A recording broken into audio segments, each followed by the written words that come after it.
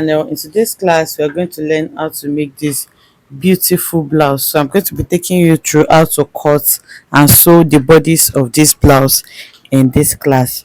It's a basque front and a straight back. If this is something you would like to learn, kindly stay tuned to the end of this tutorial. Thank you. So this is a simple Ankara blouse. It has no dart. Okay, it's just a simple free. It's not free. It's going to be true to size, but I'm not going to be putting that in it. Okay, so I'm going to start by taking my shoulder measurement. This is the front. So the shoulder measurement for this person is 18 and a half. So a big size. So it's 18 and a half. We are going to divide that into two, and we have 9.25. So I'm going to mark 9 and a quarter. That is my shoulder. So if you want to have like allowance for joining on your shoulder, then you will need to remember we are cutting directly on our fabric. This is my lining, by the way, but it is plain. That is why I prefer to just cut on the lining so that everything I'm doing is going to be visible. This is the main fabric, is multicolored, so the chalk may not show well on it. Okay, so now for our neckline, I'm going to mark 3 inches for the depth. You can still change it later. And then here I'm going to come down by 1.25 for my shoulder slant. So now I'm going to take my ruler and then connect as shown. Okay, so for my armhole is 19 divided by 2 is 9.5. Okay, so I'm just going to mark 9.5 here. Can you see? I'm marking from where my shoulder slope dropped. 9.5, not the actual measurement. Remember I said there is no dart. I'm not marking my bust point. So the next measurement I'm going to be marking is my half length. The actual half length is 19, but I'll work with 20. Okay, I'm working with 20 because it's a basque top. The front is going to be V, and the person does not want the back to be V. The person wants the back to be straight, which means it's going to stop here. Okay, and you said it's a big size, so I don't want the tummy to be out. So that's why I'm working. I added 1 inch to our actual waist measurement, and I'm working with 20. You can even do even 22. I don't know. I may still change it. So this is what we have. So on this point now, we're going to mark our bust. The bust we are working with is 48 divided by 4 is 24, is 12. Divided by 2 is 24. Divided by 4 is 12. So I'm going to mark 12. And then for the waist I'm working with is 43. 43 divided by 4 is 43 divided by 2 is 21 and a half. So divided by 4 is 10.75. So I'm going to take that measurement on the waist, which is here. So you had your allowance. I'm adding a lot of allowance to this because that is what the person wants. I'm going to use half an inch to turn, and then I'll be left with 1.5 as allowance. So I'll go ahead now and connect like this. So remember I said it's going to have a basque waistline. So for the basque, it's up to you and how much you want your basque to show. So from your waistline now, you can come down as high as you want. So for me, I think 6 inches is fine. So now from my actual waist, not the seam allowance, I'm going to go ahead and slant like this to form the basque waistline. So here now, to complete my armhole, I marked 9.5 here. I'm going to repeat the 9.5 inches here as well, and then I'll make it into a straight line. Then here I'm going to get the midpoint. I divide it into 2, and then I'll come in by half an inch and connect for my armhole. So I'm going to connect this first, and then find a way to also connect to the shoulder. So this is the armhole I am working with. So we are done. Like I said, I'm not adding that to mine. If you're going to be adding that to yours, you can work with any that. You can just hold your regular waist dart, and if you're working with a process that you may need to work on your pattern, and if you are doing freehand, you can also cut that directly on your fabric. Before I cut it, I want to work on my neckline. Can you see the type of neckline that we have? Okay, so now remember we have 3 inches here. So now that 3 inches, I'm going to be adding 1 inch to it and make it 4 inches. Okay, so for my neck depth, I'm going to work with maybe it's not too deep, so I think 7 inches is fine. Okay, so here I'm going to measure around just to create some kind of style around the neckline.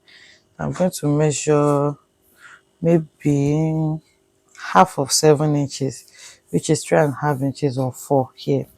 So here, remember we did, so I want it to have like a queen-ass effect. That's why I'm doing this. We did 4 inches here, so I'm going to mark maybe 4.5 or 5, 4.75 here. So what I'm going to do now is to just connect like this, and then I'm going to connect like this.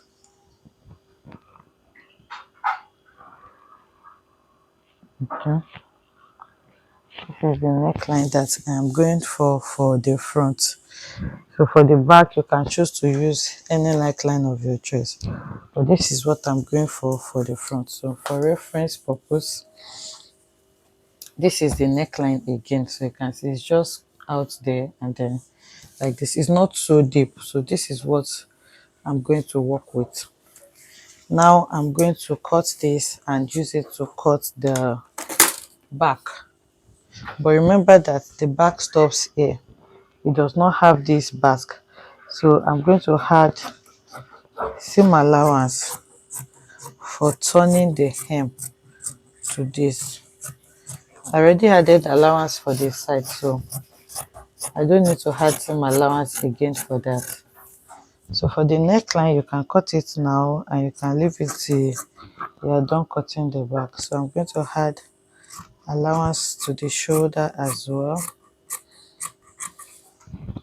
and then I'll cut the armhole. You can add allowance to your armhole too, but I'm just going to cut this like this.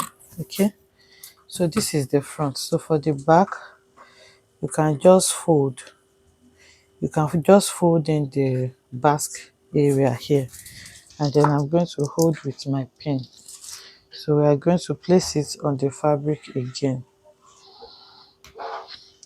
So the back is going to be just straight. It will not have a basque effect. So I'll check if what I have here can cut the back. If not, we'll roll more fabric. So I have placed it on the, I've placed the front on the back, and then you just cut it out. So this is my waistline. So I'm just going to extend this because the back is going to have a zipper. So for that, I'm going to mark my zipper allowance. So for it to be able to snatch the back small, and then to afford zipper bulge here, for the zipper allowance here, I'm just going to, normally the zipper allowance that I work with here is 1 inch. Okay, 1 inch all through. But for the waist area, I'm not going to be working with 1 inch. I'm going to reduce it by half an inch or 3/4 of an inch.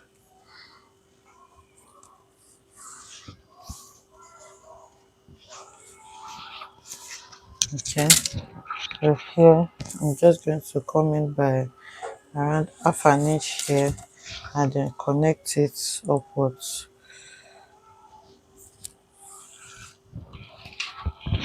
Remember, it's not a full top, you're stopping at the waistline.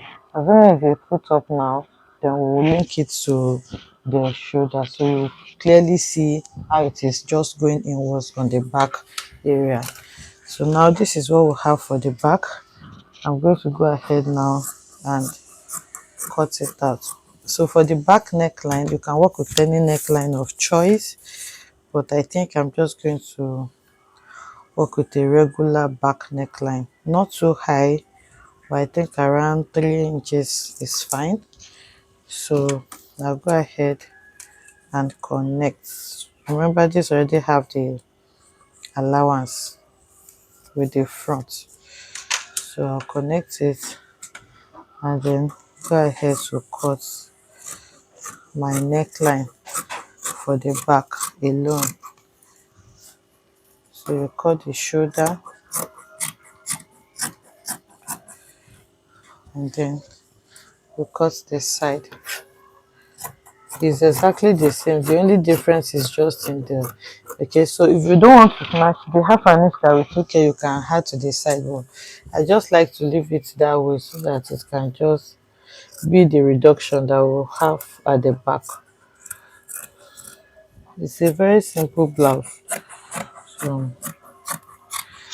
okay, so you're going to cut the hem as well.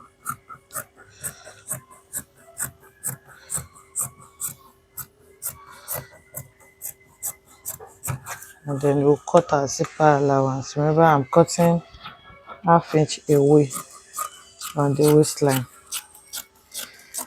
Okay, so these are our zipper allowance. And then for the front, we can now cut out our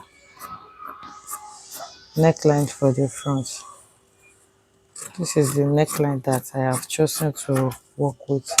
So if I open it out now, you will see what the neckline looks like. Okay, can you see? So this is the neckline that we have for the front. This is what I'm going to be working with. So I'm going to use this to cut on my main fabric now. So I have gone ahead to use the lining to cut the fabric. It is exactly same size, same design. So what we are going to do now is to use our lining to turn our fabric. We are going to use it to turn the neckline. I'll use it to turn the neckline and the hem. Okay, so I'll just place it like this. Right side facing, this is the right side of the line. Remember, I've already marked on this, so it automatically becomes my wrong side. So I will take it to the sewing machine now. I'm going to sew the neckline. I'll sew the side. Okay, I'm not doing inseam for this. Okay, if you are doing inseam, you can sew lining separate, fabric separate, but I'm going to be using lining to turn the back and front separately before joining them together. So I'll sew the neckline, I'll sew the side, I'm going to sew the hem. I'll do this for the back as well and bring it back. Okay, so I have gone ahead to sew it round. Can you see? So what you do now is to turn it for the back. I'm going to be turning from the armhole.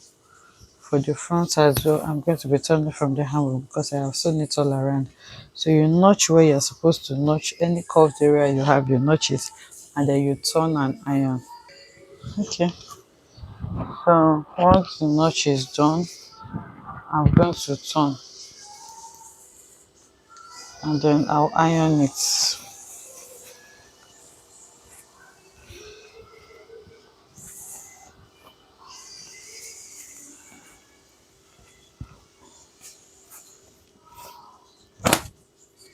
Okay, so this is what we'll have. We do the same thing for the other side of the back.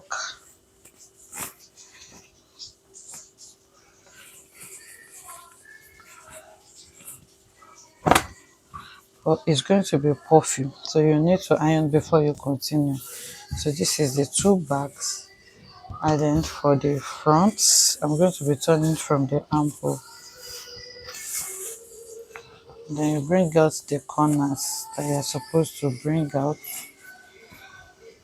and we'll go straight to the iron, and then we'll iron it well so that it can lay well before we couple them together. Okay.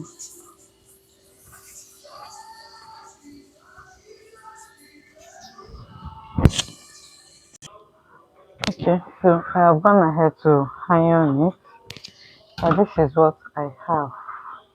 So this is the front, laying flat and neatly ironed, and this is the back as well. So what I'm going to do now is to go ahead and turn the shoulders of the front and back. Can you see where the back is stopping? I'm going to turn the shoulder, and then you're going to sew the side with whatever seam allowance. So after doing that, I'll install my zipper, and then we'll work on the sleeve. You can use any type of sleeve, but for this I'm going to be working with a puff sleeve.